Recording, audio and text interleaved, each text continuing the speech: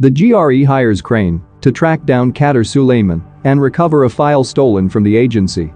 During the main story quest Awakening, he parachutes into the city but has a bumpy landing and is ambushed by Tahir and a pair of bandits. Crane fires a handgun at the bandits, killing one but unknowingly attracting the infected to his location. Kyle is bitten but saved by Jade Aldemir and Amir Qureshi, who seek refuge within Mikla's bikes. Amir is killed while attempting to hold off the horde while Jade and Kyle flee, and Jade transports Kyle to the tower for recovery.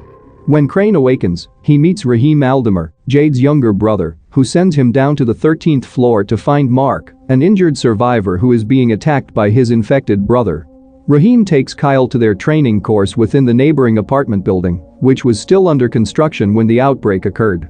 Crane then meets with Dr. Imran Zir, who gives him a shot of Antizin and tells him that he is working on a potential cure from his mobile laboratory. Spike, the leader of Zir's guards, is in charge of setting several traps throughout the district and asks Kyle to set some traps in preparation for a supply run led by Harris Brecken, kicking off the first assignment quest. Crane short-circuits the power supply to the neighborhood while installing UV light traps, and Spike directs him to a nearby power substation so he can reboot the system. As night falls, Spike warns Crane to return to safety as soon as possible. Just as he was about to fall asleep, he notices a bolter, which flees at the sight of him. When Crane returns to Spike, he gives him a remote to activate the traps as well as the UV flashlight. Brecken's mission had failed despite his efforts, and Jade summoned all runners, including Crane, to begin the quest airdrop.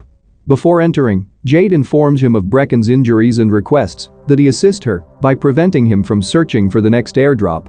When they enter, the two discuss a solution with Brecken. Crane will go for the drop, while Brecken stays in the tower, and the two agree. Crane searches the slums for the airdrop after contacting the GRE about Brecken. The first drop has been seized by Race's gang, but Crane locates the second drop successfully. After contacting the GRE again, he is forced to burn the infected to force a meeting with Race, who is suspected of being Kader Suleiman. When night falls, he is pursued by volatiles and returns empty-handed to the tower. Following his return, he participates in a debate among the tower's leadership over whether or not to barter with criminal warlord Race to acquire Antizin. Crane persuades the group that he is the ideal candidate for a meeting with Race, launching the quest pact with Race. Kyle travels to the garrison and sets up a meeting with Race, confirming his identity as Suleiman. Crane, on the other hand, is told to report to Kareem, Race's quartermaster.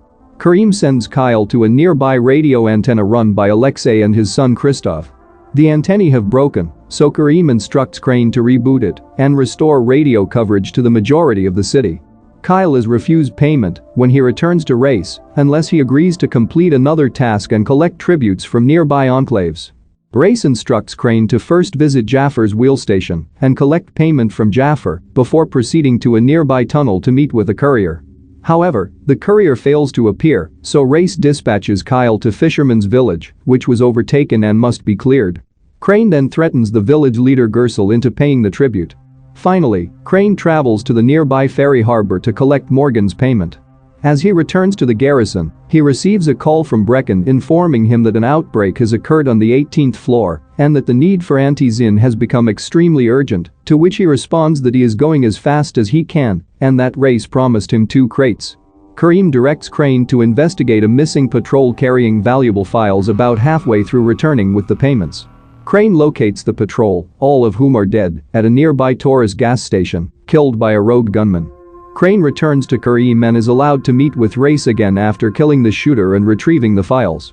Race, on the other hand, refuses to accept payment once more and only gives Crane 5 vials of Antizin instead of the promised 2 crates. Angered by Race's deception, Crane insists that he did not keep his promise, to which Race responds that the final condition for giving him the promised Antizin is to bring Jade Aldemir to his arena to fight to see how long the Scorpion can survive. Crane refuses right away, prompting Race to send Crane back outside. Crane returns to the tower with the 5 vials of Antizin that Race gave him. He hands over the 5 Antizin vials to Jade, who distributes them to infected survivors of the 18th floor outbreak.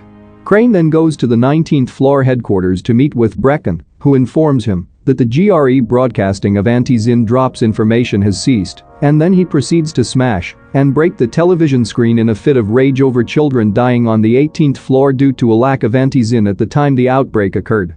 He then informs Crane that he intends to speak with Race alone to obtain the required antizin, to which Crane advises him not to and to give him some more time. Crane goes to the tower's roof to contact the GRE, where he finds a drunken Rahim sitting on the edge of the roof, informing him about his plan to blow up the nest, though while he is talking, he loses his balance and nearly falls to his death, which is saved just in time by Crane, prompting Rahim to say that they are a good team.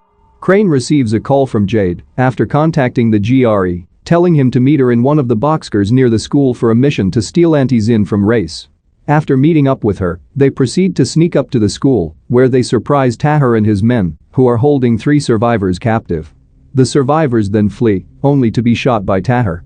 Crane and Jade take advantage of the opportunity to sneak into the school as Tahir and the others leave. After a while of searching, Crane inadvertently sets off the alarm, forcing him to fight Race's men inside the building.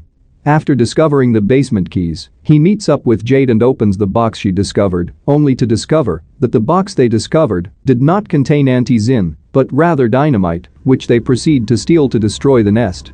As he leaves the school, he encounters another bolter, who flees as soon as he sees Crane. Crane meets up with Rahim again and informs him that he and Jade have obtained the explosives, though he also informs him that Rahim will not be participating in this mission, much to Rahim's disappointment. Crane then inquires of Rahim about Zir's whereabouts, to which he is directed to the sickbay.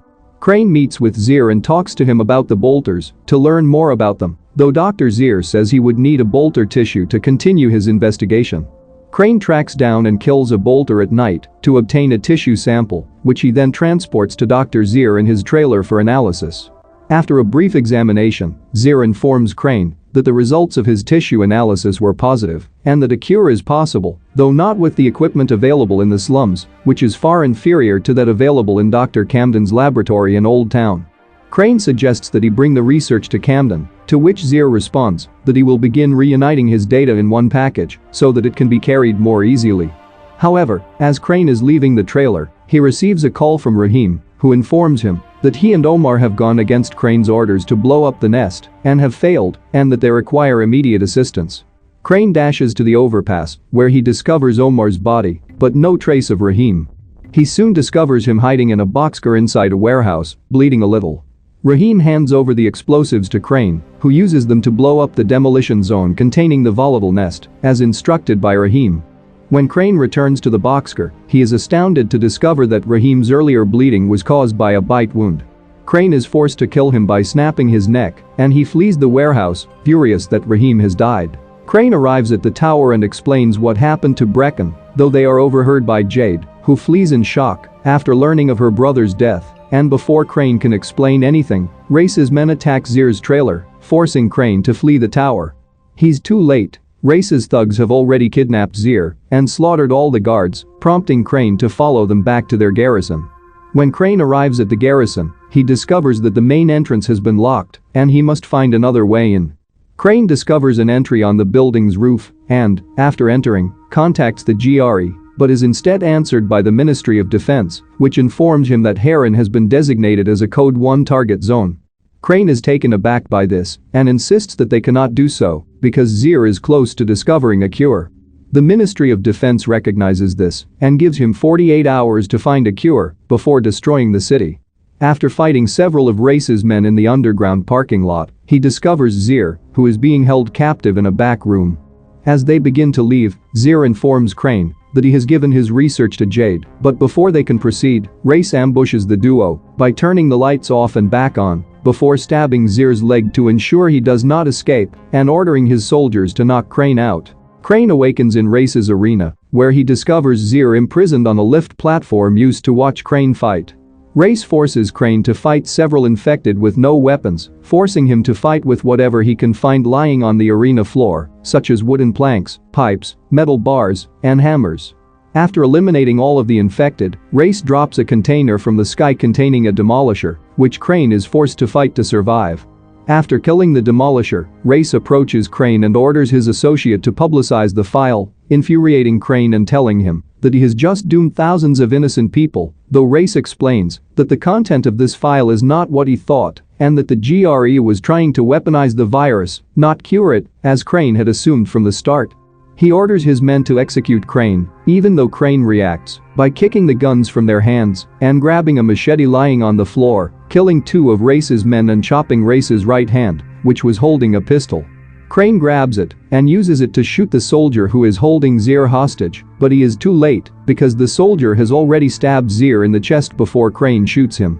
Crane flees the arena, narrowly avoiding Race's men. Lena had to step up. Maybe she should be in charge. What the fuck, Crane? I'm no leader. I'm a goddamn parkour instructor. Wait, so all the free running... Wait, that was you? Brecken, you showed these people...